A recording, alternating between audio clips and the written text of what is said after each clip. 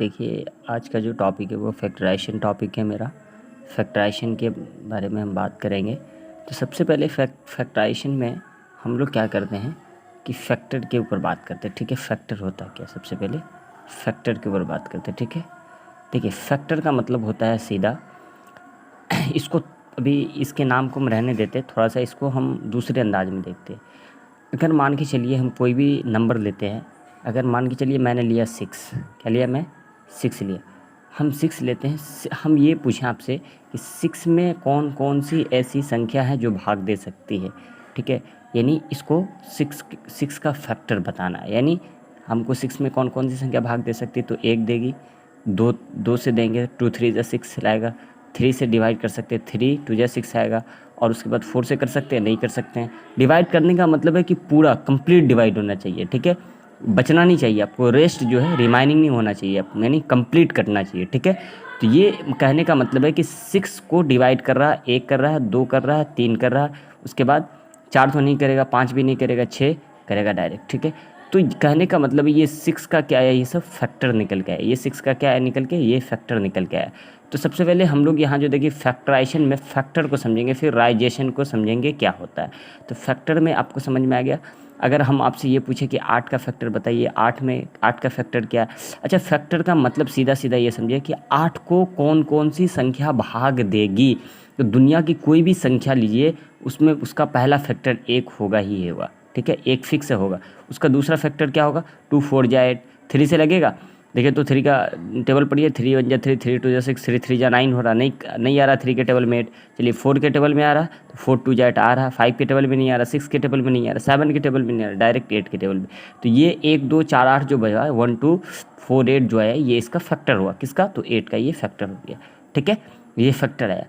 अब हम लोग बात करते हैं फैक्टराइजेशन के ऊपर। तो फैक्टराइजेशन के ऊपर हम बात करते हैं, ओके। जो इसमें हम लोग क्या करें, यहाँ देखिए क्या लिखा है, फैक्टर ऑफ अलजेब्रिक। इसको हम बता रहे हैं कि फैक्टर ऑफ अलजेब्रिक एक्सप्रेशन कैसे करते हैं। देखिए सिंपली इसमें करना क्या होता है कि इसमें 2-3 चीज़ हम लोग बेसिकली जो यूज़ करते हैं, एक एक्स, एक वाई, और तीसरा हम लोग जेड यूज़ करते हैं। बेसिकली इन्हीं तीनों का हम लोग ज़्यादातर यूज़ करते हैं इसमें, ठीक है ना। फैक्टर ऑफ अलजेब्रिक एक्सप्रेशन में एक्स वाई जेड का ही हम लोग यूज़ करते हैं।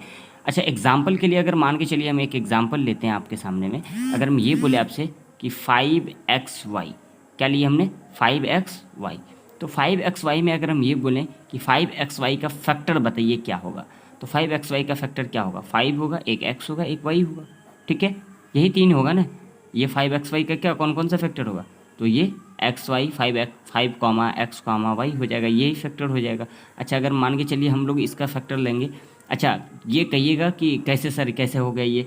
तो देखिए इसलिए हुआ, अगर चलिए इसको हम पहले एक दूसरे तरीके से देख लेते हैं। 9, अगर हम लिखें 9 x y z p 2, ठीक है, इस तरह से ले लिए, तो अब कहेंगे इसका फैक्टर बताइए क्या हो जाएगा। तो इसका फैक्टर 9 हुआ, इसका फैक्टर x हो गया, इसका y z p और 2, ये अलग अलग इसका क्या हो गया, फैक्टर हो गया। तो ये है अलजेब्रिक एक्सप्रेशन का कुछ इस तरह से फैक्टर है, ठीक है ना। अब एक चीज़ सिंपली देखिए, फैक्टराइजेशन जो होता है हम सिंपली उसको समझेंगे। हम बेसिक जो ऊपर बात किए हैं, जैसे ऊपर में हम लोग किए थे, यहाँ देखिए फैक्टर ऑफ नेचुरल नंबर, किसी भी नंबर का हम लोग फैक्टर कैसे निकालेंगे सिंपली। तो सिंपल देखिए इतना समझिए, फैक्टर का मतलब पहले उसका जो बेसिक चीज़ उसको समझिए। फैक्टर का ही मतलब होता है उसको, उस संख्या को, जो भी संख्या दी उस संख्या को कौन कौन सी भाग देगी। जैसे 9 की अगर हम बात करेंगे तो 9 को कौन कौन सी संख्या भाग देगी। 9 को 1 देगी भागा, 2 नहीं देगी, 3 नहीं देगी, 3 देगी, सॉरी 3 देगी भागा, फिर 4 नहीं देगी, 5 नहीं देगी, 6 भी नहीं देगी, डायरेक्ट 7 भी नहीं देगी, 8 भी नहीं देगी, डायरेक्ट 9, यानी 1 3 9 इसका क्या आ गया, फैक्टर आ गया। तो इसी फैक्टर से मिल करके जो बना है, इसी फैक्टर से मिलके बना है क्या, ये फैक्टर बाय रिग्रुपिंग टर्म्स है कुछ, ठीक है ना। ये रिग्रुपिंग टर्म्स है। अब जो यहाँ है फैक्टर ऑफ अलजेब्रिक एक्सप्रेशन, इसमें बेसिकली हम लोग जो यूज़ करते हैं इसको, ठीक है, एक्स वाई जेड को ही यूज़ करते हैं। तो 5xy में अगर पूछेगा कि एक्स वाई जेड का फैक्टर बताइए, तो यहाँ क्या आ गया, यहाँ दे दिया 9xy z p2 का फैक्टर, तो 9 x y 2 p 2 आ गया ये। तो ये कुछ इस तरह से इसका फैक्टर निकल के आता है, ठीक है। देखिए इस पर बहुत अच्छे से हम चर्चा करेंगे आगे नेक्स्ट वीडियो में, तो आप बने रहिए, नेक्स्ट वीडियो के लिए इंतज़ार करिए। मैं आपको नेक्स्ट वीडियो में इससे और बेहतर तरीके से आपको बाय बोर्ड बताऊंगा। Okay, thank you, bye. ठीक है, अब इसमें क्या है, फैक्टराइजेशन बाय ग्रुपिंग टर्म्स है। तो देखिए यहाँ पर क्या है कि यहाँ देखिए यहाँ पे वेरिएबल और कांस्टेंट दोनों का क्या है, समावेशन है, दोनों एक जगह आ गया, ठीक है। इसमें कुछ वेरिएबल भी है, कुछ कांस्टेंट भी है, और वेरिएबल कांस्टेंट का कुछ मिलावट भी है। अब यहाँ पे हम लोग क्या करें, इसको ये क्या करा, फैक्टराइजेशन बाय रीग्रुपिंग टर्म्स है। अब इसको हम लोग कैसे फैक्टराइजेशन करेंगे, सोचने वाली बात है यहाँ पे कि इसको कैसे करेंगे। तो हम लोग फाइनली सबसे पहला काम क्या करते हैं, हम लोग देखिए इसको निकालने से पहले थोड़ा सा दिमाग में आना चाहिए कि जो एक्स वाला पार्टनर उसको एक्स की तरफ कर लेंगे, जो वाई वाला पार्टनर अगर कुछ ऐसा होता है तो इस हिसाब से भी हम लोग कर लेते हैं। हम लोग क्या कर लेते हैं, यहाँ से इधर जो का टर्म एक तरफ कर लेते हैं, यहाँ से इधर का टर्म एक तरफ कर लेते हैं, ठीक है। तो यहाँ हम लोग क्या करेंगे, अब इसमें से आप लोग देखिए सबसे पहला चीज़ यहाँ आना चाहिए आपके दिमाग में कि इसमें कौन सी ऐसा टर्म है इन दोनों में जो कॉमन आ सकता है, इनमें और इनमें कौन सा ऐसा टर्म है। तो इनमें टर्म कौन सा है, 2 और y सर ऐसा टर्म है जो इसमें भी है और इसमें भी। तो चलिए इसको कॉमन ले लीजिए। कॉमन लेने के बाद यहाँ क्या बचता है, यहाँ सिर्फ x बचेगा, बीच में प्लस है तो प्लस देंगे, और यहाँ कुछ भी नहीं बचा तो यहाँ सिर्फ हम 1 देंगे, ठीक है। यहाँ ऐसे कर देंगे, फिर ये प्लस है तो यहाँ प्लस डालेंगे।